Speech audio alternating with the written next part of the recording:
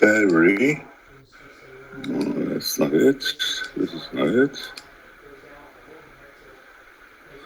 Okay, Bluetooth.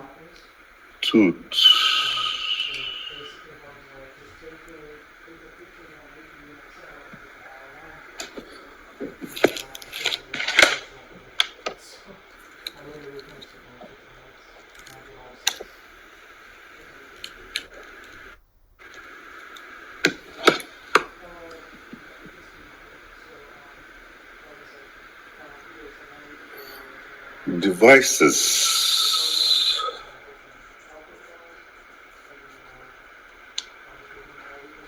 Ben ayrılacağım belki aşılmaya gidelim.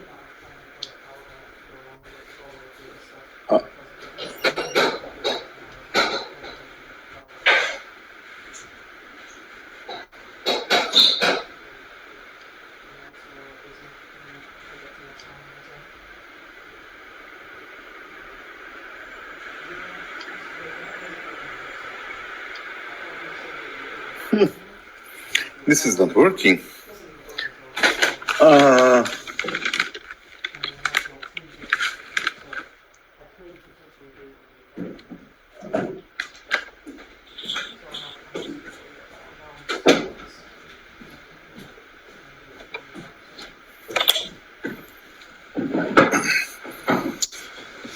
I have a few options here in terms of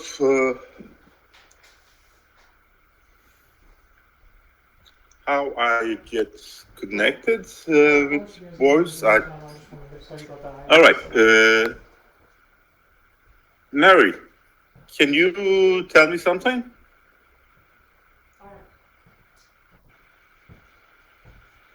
I think it's right under the second aspect, and it's the biggest one. Dropped. I didn't mean to scare you. Can somebody tell me something? Let me see. That sounds good.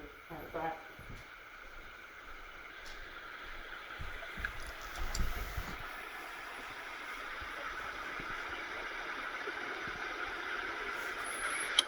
Huh.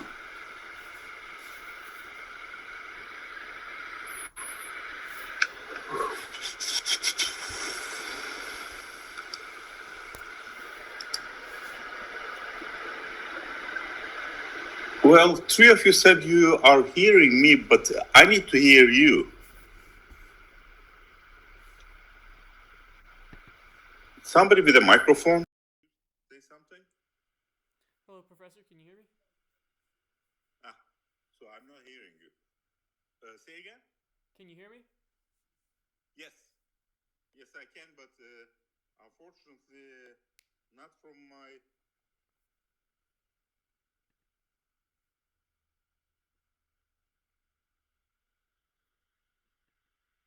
You want me to keep speaking until you can hear us?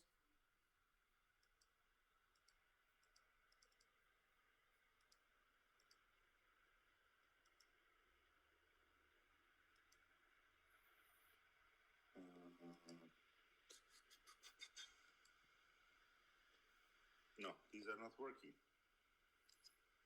Nothing seems to be working today. Another great day. Are you ready for it?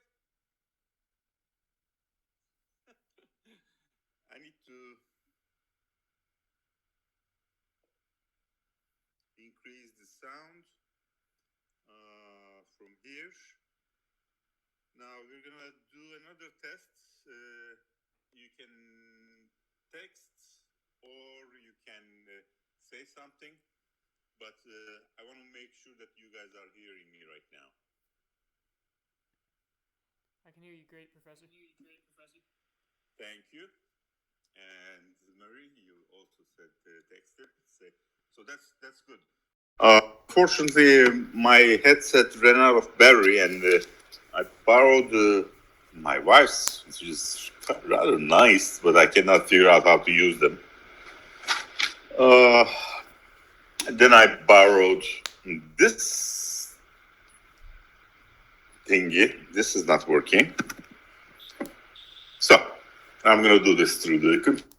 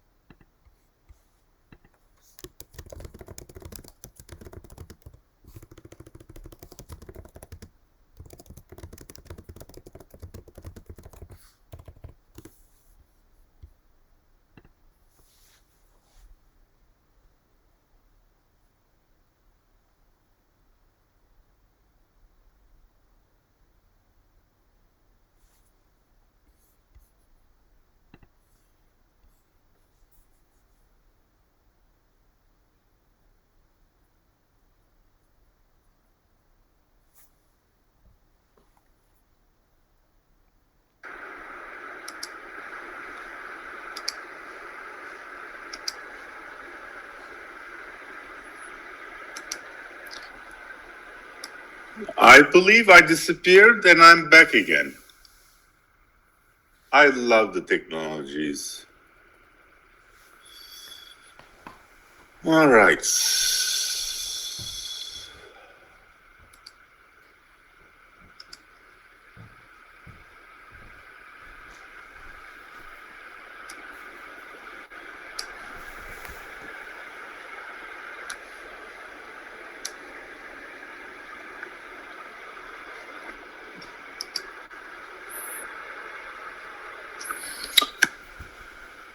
You guys are still hearing me, right?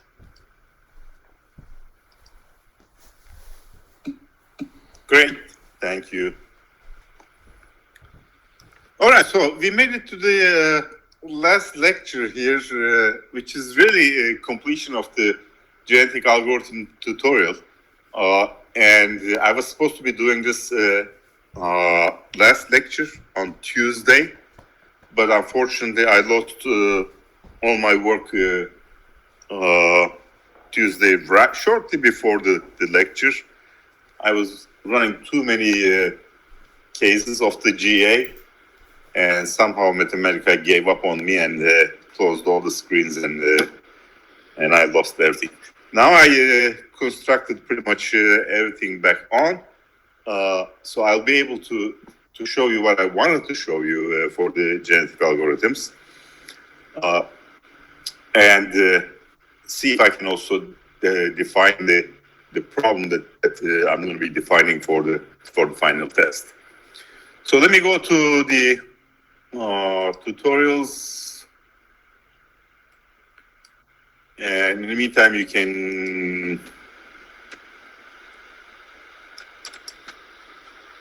raise questions if you have any.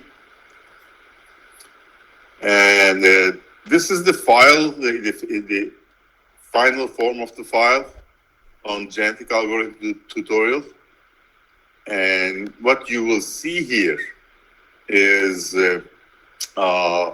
after we have done several of these, we've done genetic coding for binary strings, which is this one, genetic coding for laminate designs, which is this one, fitness evaluation for binary, and fitness evaluation for laminates. We have done these cells as well.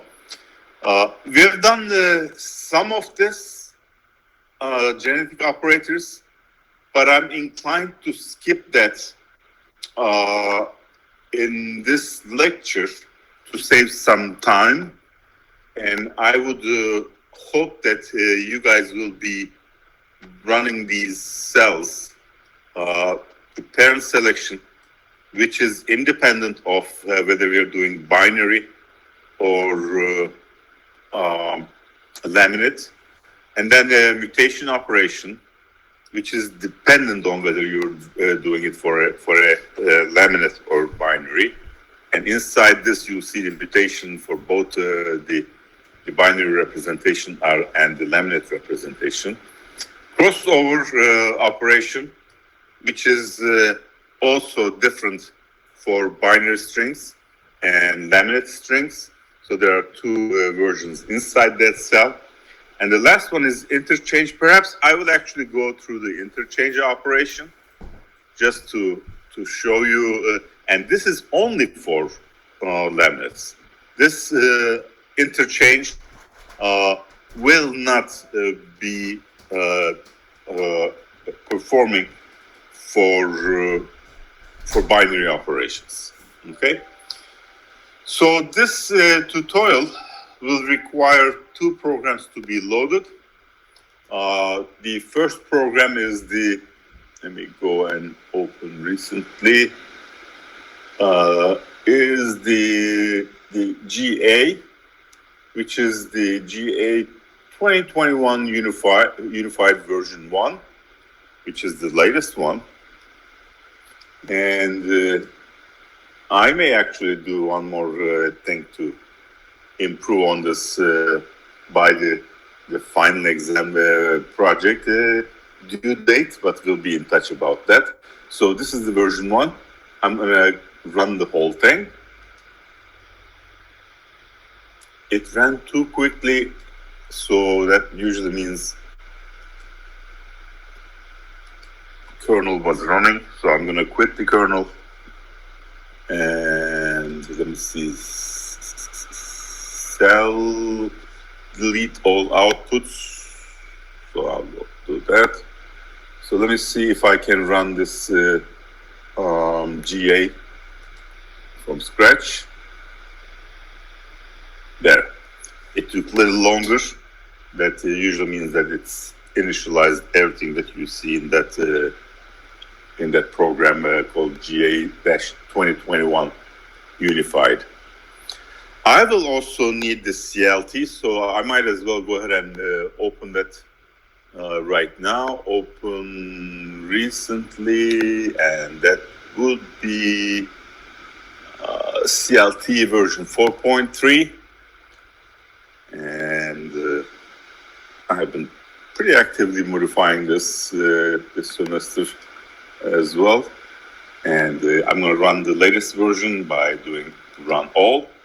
So both GA codes are now, GA and the laminate codes are in here. To check if they are there, I can run the GA. There it is. It's responding.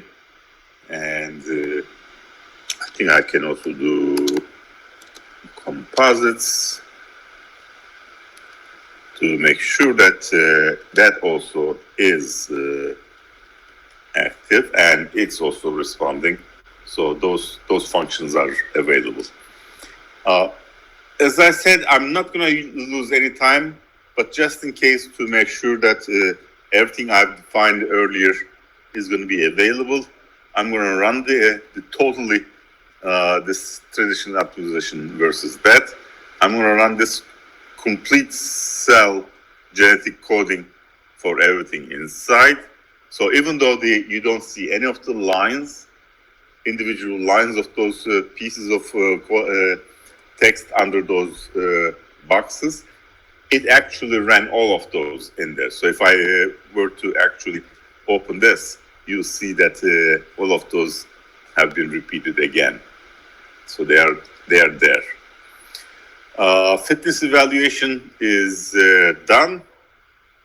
So I ran the whole thing. I wanted to do the genetic operations for laminates. We did the parent selection from the roulette wheel. Mutation we did. Perhaps we didn't do crossover, but there is not much under that. I can actually, let me do the entire parent selection there, entire mutation operation, and let me open the crossover. So crossover has two versions, crossover binary, which requires probability of crossover and probability of mutation. The reason for this is I built the mutation operation into the crossover. So when I send the parent 1 and parent 2 to do crossover between those two parents, I also implement a mutation if mutation probability is specified to be larger than 0. But if you want to see what the crossover operator does by itself, then you can assign the mutation operator to be 0, and that will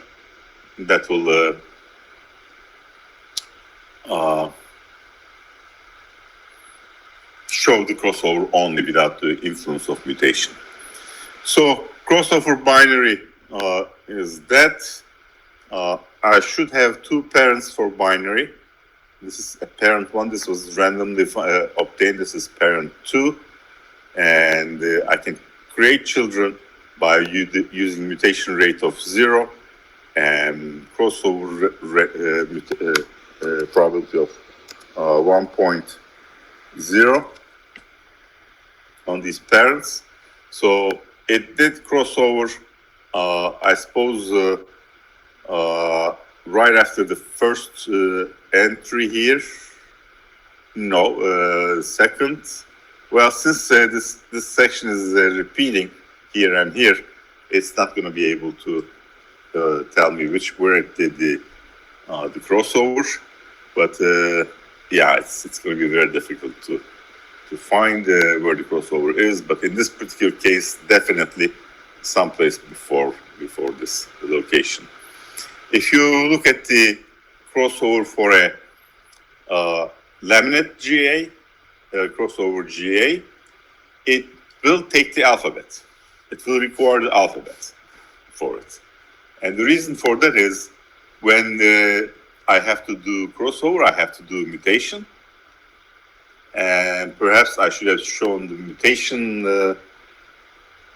Yeah, let me show the mutation for a laminate. So I'm going to go up, open the mutation cell. And for a laminate, mutation requires the alphabet. Mutation actually applies digit by digit to every one of these entries. Okay? So if I type that mutate GA, 295th line, it will show that it will have the probability of mutation, the digit that is used in the string, and the alphabet.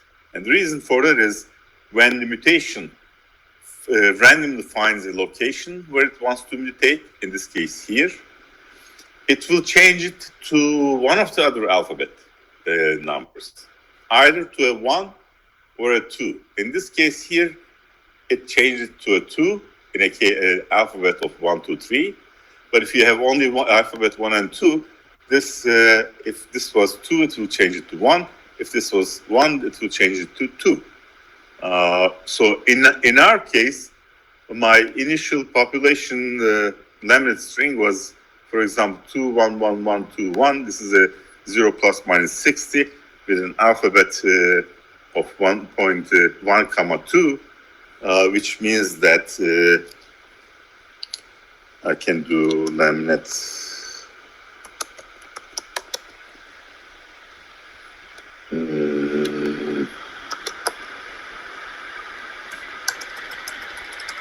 for association.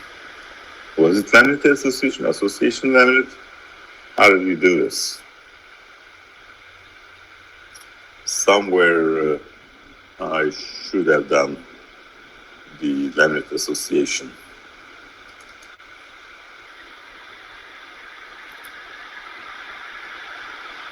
Lam association. And in this case, my lam association, let me copy that below.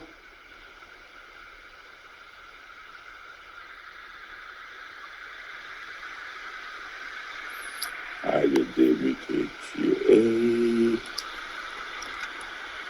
Lam association. Didn't recognize.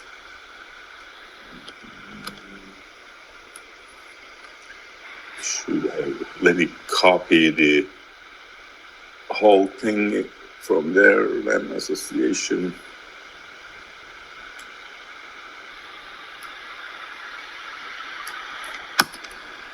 Let me close this cell. And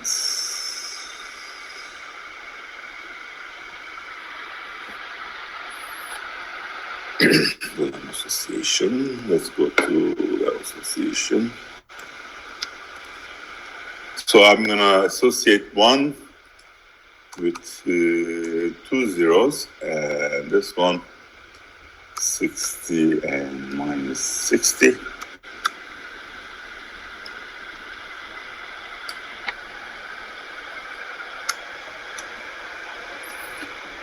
All right.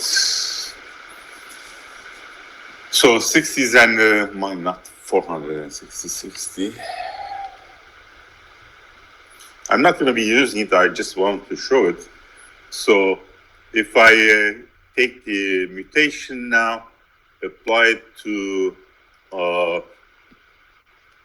my laminate alphabet with 1, 2, and I'm going to use the initial population of 2, 1, 1, 1, 2, 1. So this is the one that I'm going to be using. Let me copy it here so that I can show you. So this is the laminate that I'm using.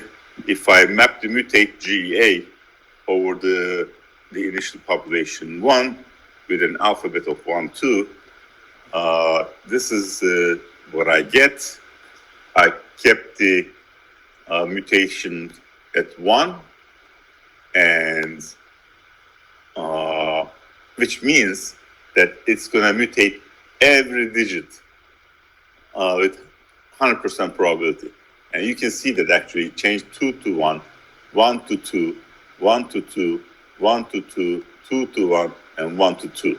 So you should not be using it 100% mutation because you will completely destroy your laminate. To show you what the mutation does in alphabets, other than 1, 2, 3, I temporarily replaced this alphabet with 1, 2, 3, 4, and I'm sending still the same initial population to it. And if you look at this now, with 100% mutation, it took the 2, made it 3. It took 2, made it 4. It took 2, made it 3.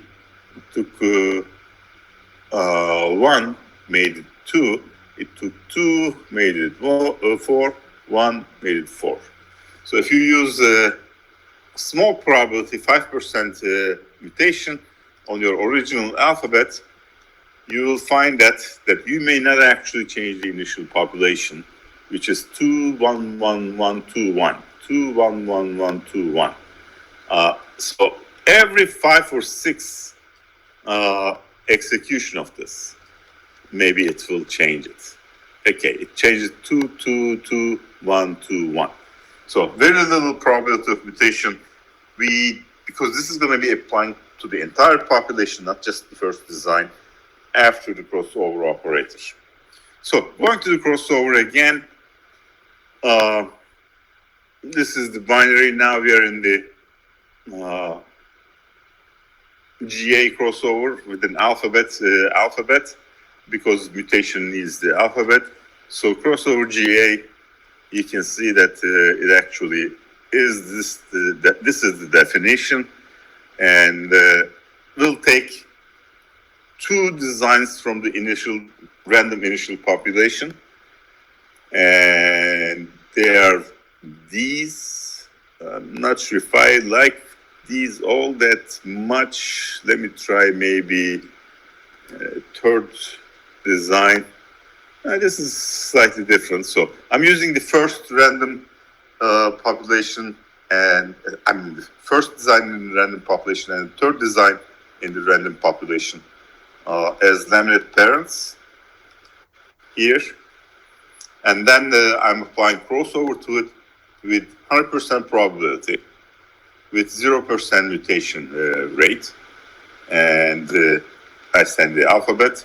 So this is now crossed over, and I have the first 2 same, in the children, and then takes these and puts it here.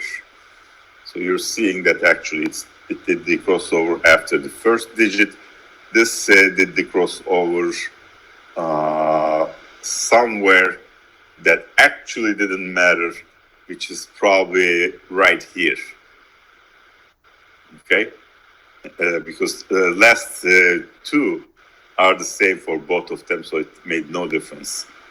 So if I do the crossover again, the same. Mathematics has this habit of getting a random number same if you execute too quickly one after another. It uses an internal clock. So, by the way, if I haven't mentioned it to you already, there is no such a thing called random number generator. They're all actually called pseudo-random number generators because there isn't any random number generator that you can actually program without using some machine input as random number, some clock from the computer or something. So whatever, if that number is the same, then you get the same thing. I'm wondering if the new computers with zeros and ones and undefined. Do you know what the computer is called?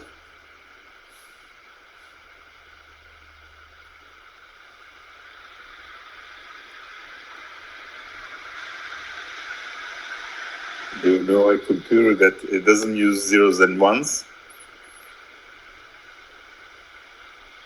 Like the quantum mechanics? Quantum computers. I wonder if quantum computers can generate true random number generators.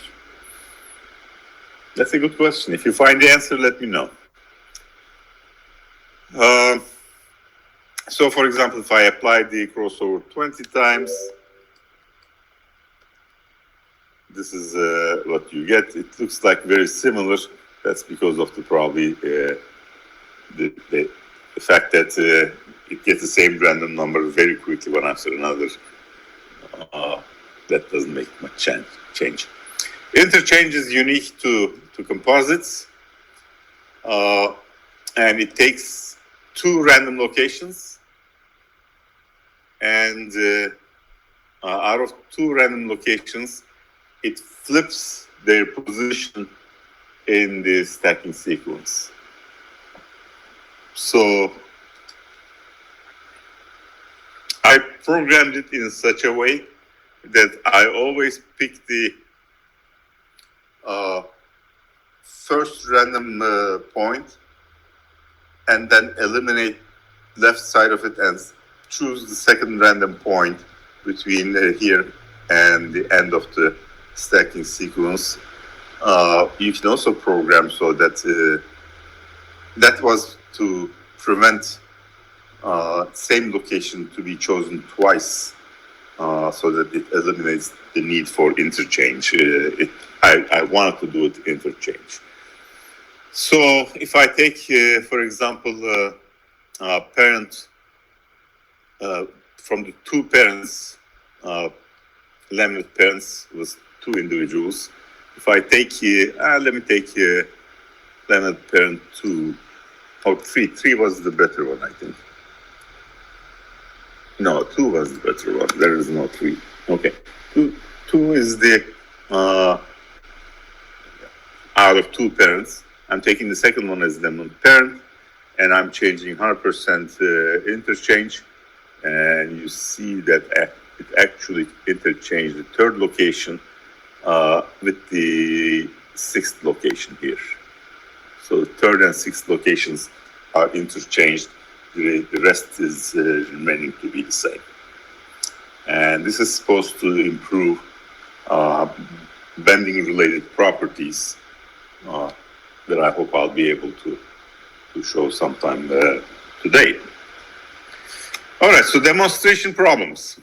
First, let's start with a binary one. And this one requires an objective function. And this is my objective function that you've seen before, that I draw the contours. It has 4 places that the function has a minimum. I'm going to use a population size of 30 designs. And my alphabet is going to show numbers from 0 to 15 or so. So I use DV size of 4. There are 2 design variables. Let me, and DV equals 2. Design variable 1, the horizontal axis. Design variable 2 is the vertical axis. Then I can initiate a random binary population by using P size and DV size. And I can decode them, I can plot the points, and I can show them, which an initial population could be. It's not coming back. So something is haywire. Why did it take so long? It wasn't supposed to be. It just made 30 evaluations of a simple function. But this is a fairly well-respected distribution of initial population. Let me run this again, and I'm curious why it took so long. No, it didn't take so long at all. It just came back pretty quickly. But you can see that the points are changing, but they are randomly distributed throughout the domain. So this is as random as it can get. So I'm going to start from this initial population, and I'm going to write a function that will evaluate the fitness by sending in a decoded list.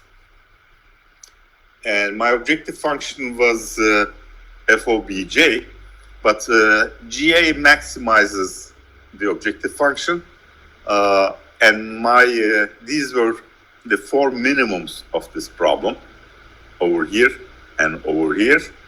So I changed it to a minus objective function so that I am maximizing this function. So I'm going to be actually trying to find these 1, 2, 3, 4 points and see if I can get with my GA close to those points. So this is the fitness evaluation function, fit eval. And I have decoded variables already above, which is computed here, okay? And if you want to see what they are, the decoded variables were corresponding to these red points. For example, was 3 and 14, so 1, 2, 2, 3, and 14 is up there. This is the first design in the population. Second design is at 7 and 7, so 7 and 7, that's that design. And third design is 1 and 12. 1 and 12 is here, this one. So they're all there, okay? And if I evaluate their fitnesses, this is what I get. Since I'm trying to maximize this, the maximum will be the smallest number that I have here. And that value is 0.8, I believe. So this one is actually a pretty good one. It is 1, 2, 3, 4, 5, 6, 7, 8, 9, 10, 11th design. If I look at its location, 1, 2, 3, 4, 5, 6, 7, 8, 9, 10, 11. It's 1, 2, and 1, 2 is here. So you can see that actually this is very close to the peak of this. And in fact, within the integer ones that we're going to be using, probably there is no other point around this peak closer than this one. So this is actually a very good design, random design. So it found it all by randomly. It's a luck. So now we're going to run the GA to see what the GA does. But it looks like this is already seeded with a very good design. So let's see if it's going to survive and it's going to give us something. To run the GA, I say run binary GA. This is for the binary version. And I define the probability of crossover, probability of mutation, initial population. This should have also included, okay, here's one thing that apparently I forgot to do. Let me do that before I forget it. This should include one more argument. Run binary GA. So let me find run binary GA and DV size, and then the initial population. Oh no, DV size is after binary population.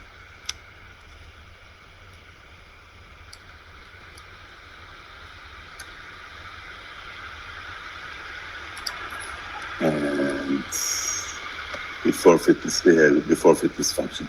Population initial DV size, fitness function. All right.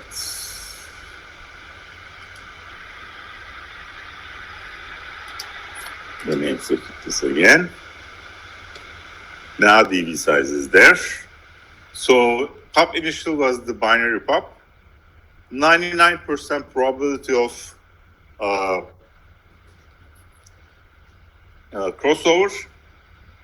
0% mutation. I'm sending in my binary population, DV size, fitness evaluation function, and this is a stopping criteria. We haven't talked about this, but this is something rather important for GAs. That since we know we are just going to be looking at the best value of the fitness function to decide whether it's reached a steady value or not, we monitor the best value of the population in terms of its fitness. But if it's changing after every one of iterations, you can run until infinity. So as soon as it reaches some level of certainty, it will start not improving it. But it is possible that GA can go 5 generations without any change in the best value, and the 6th generation, it suddenly finds a new value. So this is a pretty important number for 2 reasons. If it's too small, then it's going to stop almost immediately without finding a really good design. If it finds the same good design twice, like this one, and the 3rd iteration, it will stop. And you won't actually see much of anything out of this. From the initial population that was above, this one, it just gave you this. Okay? That's not so good.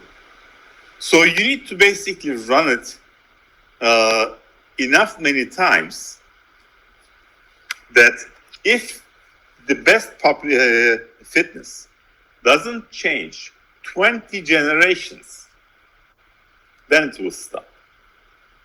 Okay, so it's going to run at least 20 more generations after the same design came twice.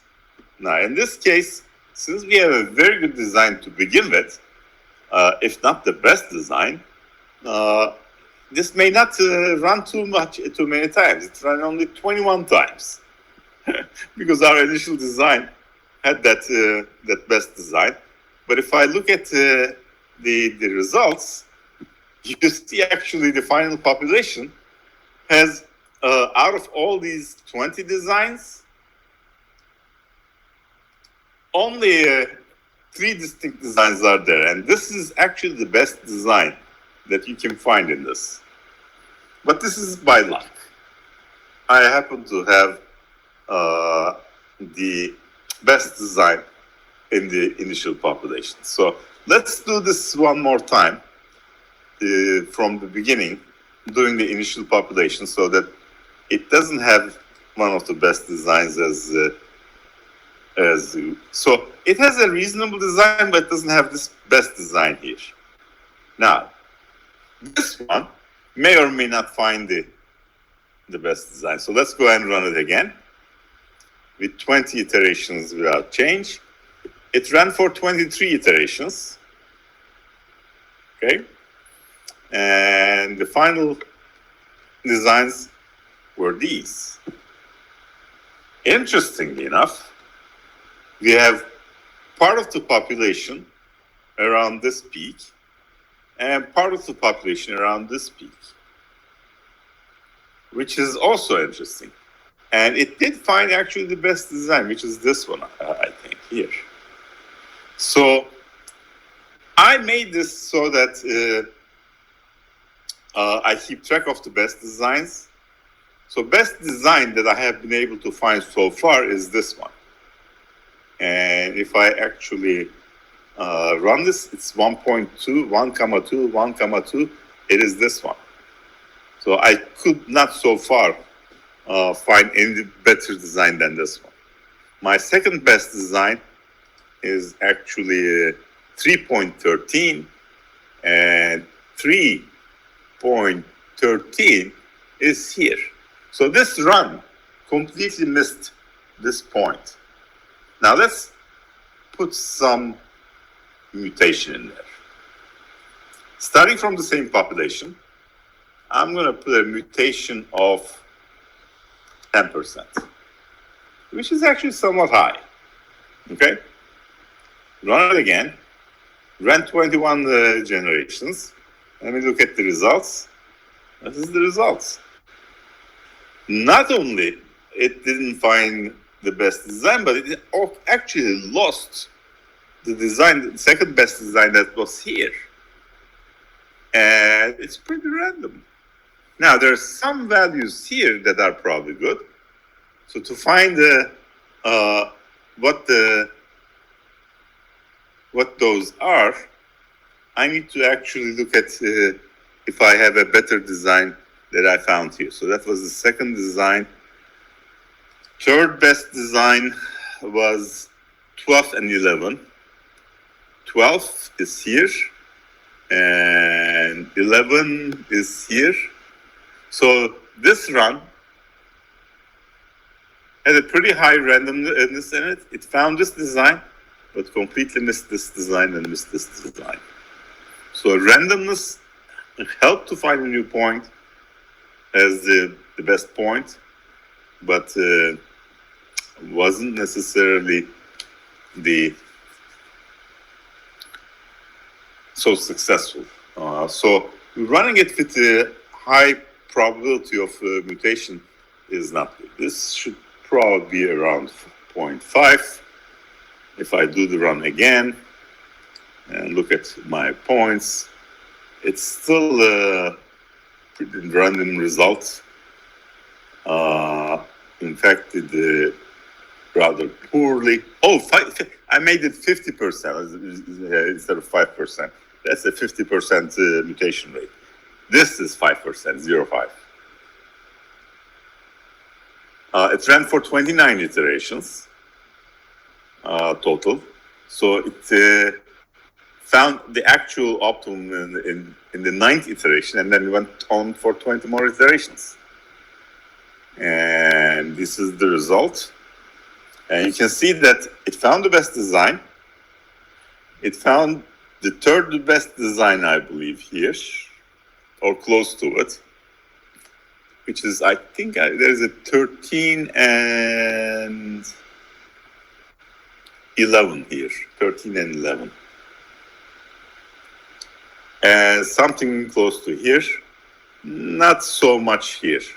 So if I look at all the best designs that we have here, best design 4 was 13 and 10, indeed. As fifth was this. So if I actually look at the location, this is the best design. And I don't know if I want to show the other ones. I'm not going to worry about that. Now, something more important now, that we talked about GAs are being great in terms of handling discrete variables and difficult problems. What we didn't emphasize that they're unconstrained optimizers. There are no constraints so far in the run that I just made. So in order to introduce a constraint, I'm going to actually skip these so that I don't have to repeat those. Out of this previous problem, I am creating a constraint problem. This is the objective function removed, and same objective function defined again with two design variables. This is again the same contour lines, but I introduced the constraint G1 must be less than equal to 0. Okay, and this is my G1. And if I plot the contour of this here and show the result, and then show the result, this is now my problem. I plotted the contour twice, once for a value of 0 and once for a value of 0.5. And when I plotted with 0.5, I made the color to be red. So this blue line is the constraint line, and points outside this constraint are not acceptable. They are violating the constraint. Okay? So my design space is now limited to only this portion of the design space, which I believe actually eliminates the best design that I had here with 1 and 2. So that's not an acceptable design anymore. Okay? So how do I handle this? What I do is I define a constraint objective function, which is objective function plus, say, some large number, 500 or what, let's make it even larger, 1000 times G1, if G1 is violated. Okay? G1 is violated if its value is, G1 must be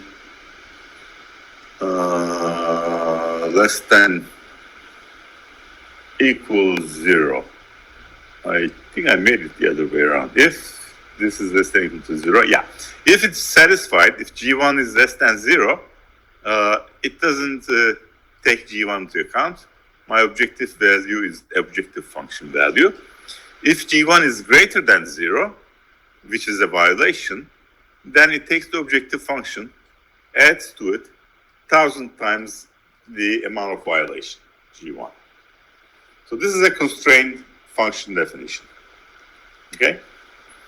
Now, to show you what of the values of the objective function and constraints are, let's take point 6, comma 6. 6 is here, comma 6 is here. So this is in the feasible design space. If I evaluate this, I get 173,256 and 173,256, identical. But if it's a violation, let's take 10, comma 6, 10, comma 6. So 10 is here, and comma 6 is around here. This is a violation, okay? And depending on how much you're violating this, its value between the objective function and constraint objective function will change. And if I execute that, the real objective function is 115, but the penalty, there's a whole lot penalty in there, which gives you 1,500 68. So actually, you can also compute G for this.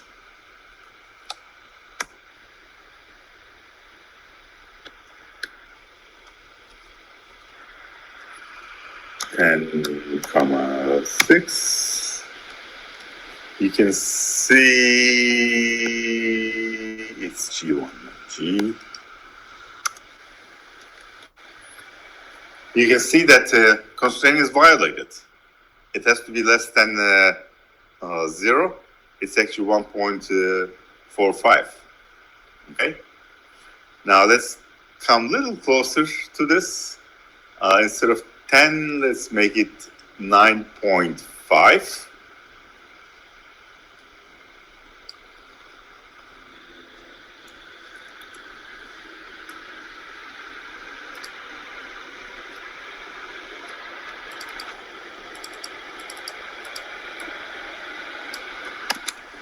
So I'll make this 10 to 9.5. This 10 9.5. It's 0.9. It's still violated, but I think to make this a little bit more interesting, I think I'll make it just like the panel function approach, and I will take square of this. 100 times G1. That's really to push it away from, not there, from the constraint boundary. All right. So you can see that it's still greater than 0. So there's penalization in there. Make this 500 still.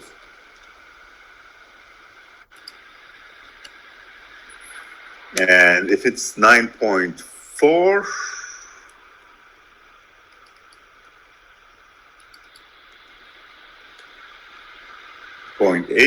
let's make it 9.0.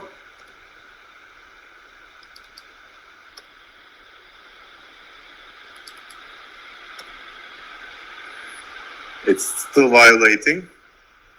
You can see 150 became 253.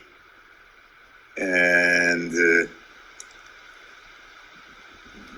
let's try 8.5.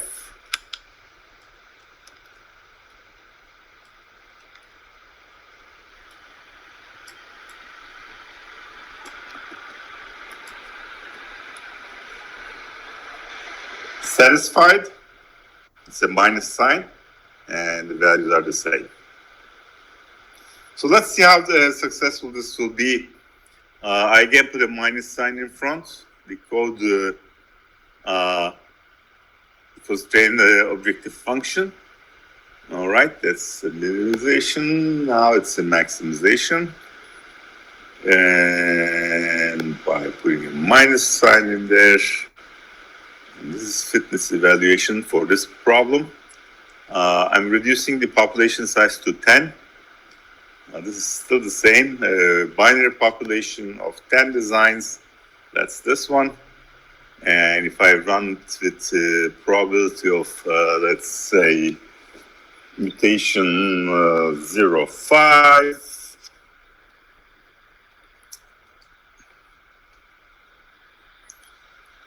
for 40 iterations, it ran actually 45 iterations. And if I plot the results, you can see that most of the results are inside. They are eliminated. Any designs that are here are eliminated. There are still few designs here. They can be coming from the mutation, or they can be coming from the initial population that is too close to the boundary. So these are fairly close to the boundary, and apparently their values being small, with small values of design variable, is making them somehow acceptable. If you look at the fitnesses, here. 1 3 1 3 1 3 2 3 1 3 is this one as satisfied. 2 3 is this one satisfied. 3 1 is 3 11, not 1. 3 11 is this one satisfied. 3 11 second time. 0 7 is there, which is this one satisfied. 2 13 is the first design that doesn't satisfy. 2 13 here, and the value of the constraint function for that is the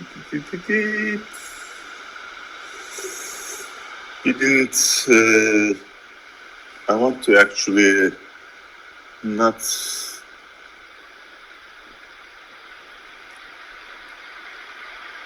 decoded variables.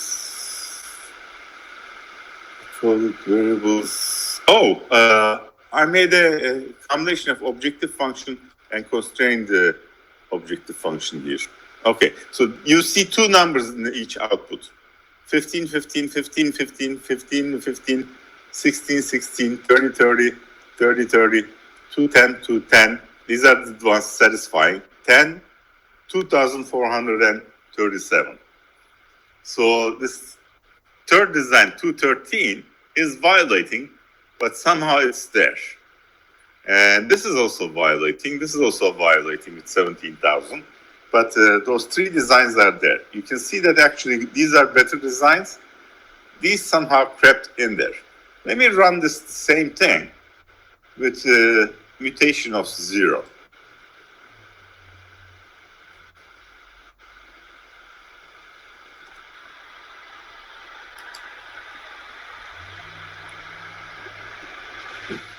You see all the designs are now inside. There is none outside this constraint space. So the mutation was responsible for introducing, let's make it say 2%. And these are the results. Oops. And only 2 survived actually, these 2. Which is actually pretty good designs. It should be there. All right, so this one, the best that I had so far was what happened? Best of lasts.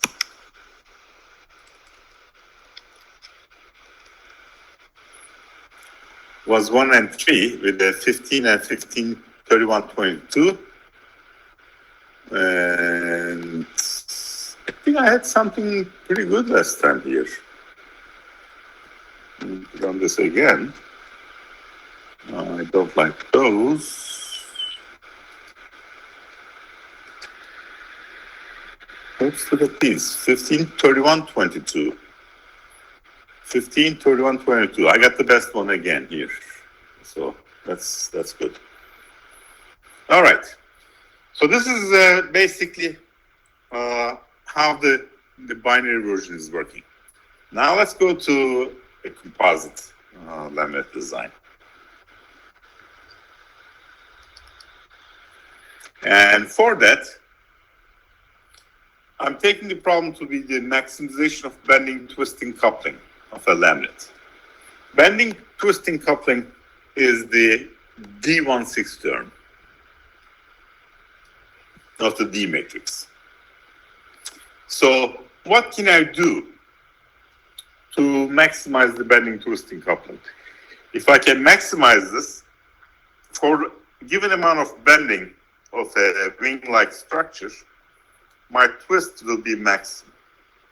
So I can actually tailor this laminate for a forward swept wing to either maximize for some response quantity or some desired thing that, for example, I may want opposite of this minimization, but instead of minimizing, I may do the opposite of what this is giving me, so that I can actually bend my laminate instead of being straight bending, bend it as much as possible.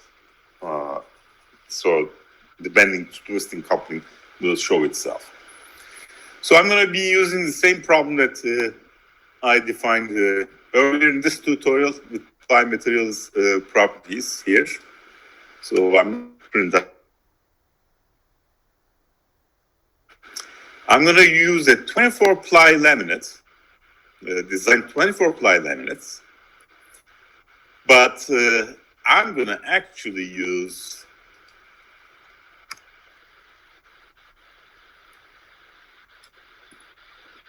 a 0.2 plus minus 45, minus plus 45, plus 45 two times, and 90 degrees two times, with an association of 1, 2, 3, 4, 5, representing 2 plies of 0, plus minus 45 stack, minus plus 45 stack, plus 45 plus 45 stack, and 90 stack. So I'm going to try different things in here to see what type of laminates this genetic algorithm will require. Okay? So I'm going to be doing the total laminate, not symmetric. So I'm going to define the DE size, the length of the laminate string to 12. That's the total laminate, but I have 24 plies because I'm using always 2 stacks here, here, here, so that the thickness is not going to change. It's always going to, depending on, no matter what operations that you do in GA operations, the thickness will remain the same. The only time that the thickness will change if one digit represents 1 ply and another digit represents 2 plies. Then the thickness will change. Or I introduce a 0 as no ply, in which case I have to pack the strings to do my operations. That's another story, so I'm not implementing that. So this laminate will have 24 plies, representing 1 representing 2 plies of zeros, 2 plus minus 45, 3 minus 45, 45, 4, 45, 45, and 5, 90, 90. Now let's look at some laminates that have some interesting properties when it comes to D matrix. One of those laminates is all 45-degree laminate layout. Okay? So this is a 24-ply, all 45-degree plies, laminate 1. This is my laminate 1. If I compute the D matrix of that laminate with U vector and ply T that I computed above, and take the 1, 3 terms, which is the coupling term, I get 104. That's a pretty large number compared to D11, which is 143. So this has quite a large coupling between bending and twisting. And in fact, I have a hunch that this is the largest bending twisting that you can accomplish, because every 45 degree is adding a little bit of bending twisting coupling. Depending on their location, they also do.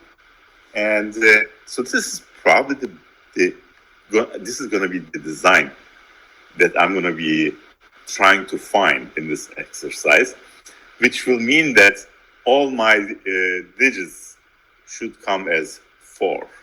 So all 12 digits should come 4. Some other laminates, one side 45 degrees, the other side 0 degree ply. 0 will introduce no decoupling, okay? And the D matrix for it is 52. Okay? This is not a coincidence, but this is just half of 104. Because the other half is not contributing anything to the bending stiffness, the bending twisting term. If I have a plus 45, minus 45 repeating, so that's plus 45, minus 45, and there is no mid-plane symmetry. It just goes plus minus 45. This is laminate 3. The bending twisting coupling term is minus 10 to the 14. Very, very small. Almost 0. And the reason for that is it is not mid-plane symmetric. Let's try mid-plane symmetric plus minus 45. Plus minus 45, plus minus 45, plus minus 45, plus minus 45, plus minus 45, plus minus 45, minus plus 45. So this is mid-plane symmetric. Laminate 4 symmetric. And this one is 13. So if you wanted to use stacks of plus minus, don't make the entire thing out of plus minus because you get 0. If you put them mid-plane symmetric, you get at least 13. And if you add zeros to this, it's not going to make much difference. So these are actually, I don't even want to be bothered with these, but I'm just going to execute without explaining what they are. And you'll see that those are their values. So now let's define a fitness function for our laminates. Fitness function takes the laminate. So I should have actually turned this red since this is sort of an important fitness function. Background color red.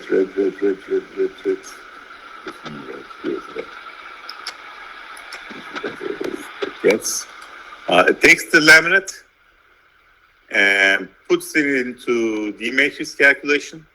U vector and ply thickness comes from above and takes the 1-3 turn. So let me take my last two designs, the first one and last one. Symmetric at the 5. Did I define length 5? This was length 5. 104. That's also a pretty good number. 104, 361. The first one was 104. 104, 847. So this is slightly higher. The first one, which is all 45s, is slightly better than this one, which is laminate 5, which is some zeros in the middle, and 45s there. But that's because the zeros are in the middle. Yeah. And this is the sixth one. So let's take as a population, laminate 1 and laminate 6. If I were to take these and map my fitness function over this, I get 78 and 104, 847, 78 and 104, 847. That was the first laminate and the best laminate. All right, let's now initialize the population with laminate alphabet of 1, 2, 3, 5. DV size of, let's make sure that this, I am correct in my assumptions, that my laminate alphabet and DV size is defined here, and the P size is defined as well. So laminate alphabet 1, 2, 3, 4, 5. DV size is 12, 24 ply layups. stacks of 2, total laminate. Initial population of PV size, no, it should be P size 10. All right, I'm going to increase this to 20.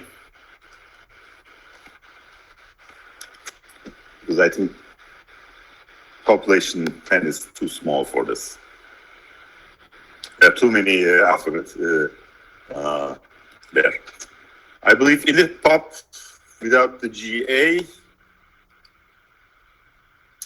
Let me check. Okay. Should give me 20 designs that are all these things that we have. Okay. And if I decode it using decode GA, I'm going to send in the initial population, and I'm going to send the total laminate with laminate association. Did I do the laminate association for this? 5 designs. 1, 2, 3, 4, 5. Yes, I did. So if I execute those, I know I have only 1 minute left, but at least let me do this. So these are the 20 laminates that will go into my thingy. And if I actually compute my fitness for all of these designs,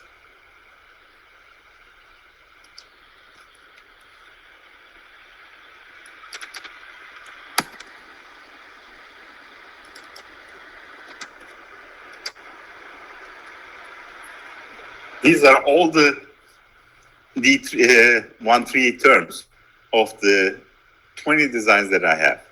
And I'm trying to maximize. The largest one that I have is 29, 31, 40. And this is way too short of 100 that I know that I need to get 100 and something. And if you look at the laminates, actually you'll see that this is the one that has a lot of 45s and fewer zeros and 90s. It has 45s here, 45, 45, 45 minus 45, 90, 90, 45 minus 45, minus 45, 45. And this is going to be a really tough laminate to optimize. So I'm going to let this, I'm going to erase these. And since I'm out of time, I'm going to let you run the optimizer, run GA. This is going to change because of the input change from here. But I am ready to run the GA with this particular initial population. This needs to also change. Run GA, run binary GA, run binary GA. Where's run GA?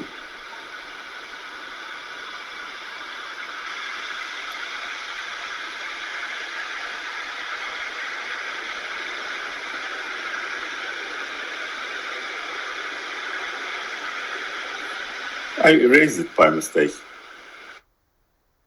Shoot. Okay, I'm going to send this to you guys, but this should be ready to run. Just check the input required for it, and we're going to use the same initial population that you have found here. Initial population, this one. This is the laminates for the initial population, and that should actually get you some pretty good, interesting designs. And this will be an interesting exercise. I think I may have stored the best designs in another file. Maybe I'll put those best designs at the end of this tutorial here, so that you can compare your results with the best designs that I have from my GA runs. And I'll be very happy if I can find all 45, because this is a pretty interesting alphabet. 5 integers, 1 through 5, and the best design is all 4s. And a small perturbation from it. So interchange is going to play an interesting role. And in-plane stiffness properties are going to play an interesting role. So let's see how you will do. This is very close to your project as well, except in your project, I'm going to go back to the same problem that you did for zeros and 60s, plus minus 60s. But I'm going to also do 0, plus 60, minus 60, and plus minus 60. And then with 3 load conditions, and also add the requirement that stiffness property, that's your project, your stiffness property should be larger than a certain value, say A11 value. Okay? So it's not going to be very different than the ones that we're covering here. And office hours will be available next week, entire next week. In fact, I'll probably do 2 more office hours during the class time if you want to convert the class times into office hour. So there will be one on Monday, there will be one on Tuesday, Wednesday, and Thursday. 4 office hours next week. Monday, Tuesday, Wednesday, Thursday. 4 office hours. Okay? With that, I'm going to conclude for today. Gentlemen, thank you for your attention. Thank you for staying with me most of the semester. I know very few of you have been absent, so I really appreciate the time that you spend listening to me. And I tried, for those who didn't attend, copying my lectures so that, and you guys faithfully reminded me the days that you were going to be absent, which I really appreciate that as well. But occasionally I didn't read your email on time, so you missed the lecture, and hopefully we can make up for those.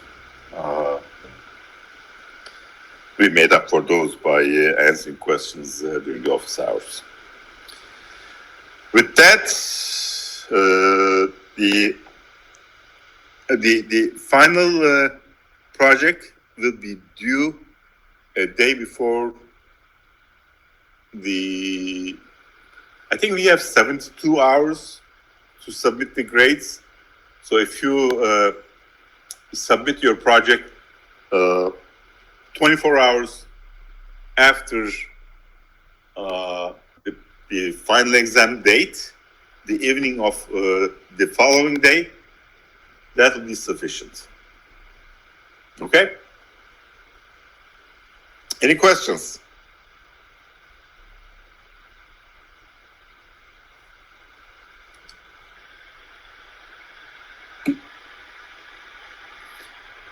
Thank you, Chase. Or Murray. Was it Chase or Murray?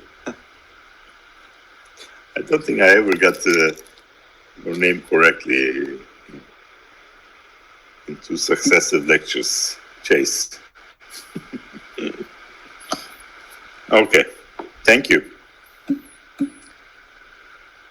Thank you, Alex. Thank you, Ben. Thank you, Mohan.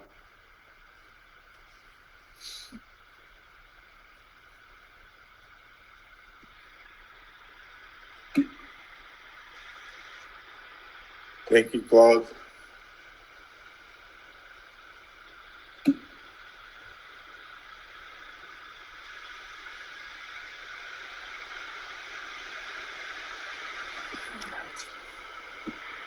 I'm way over.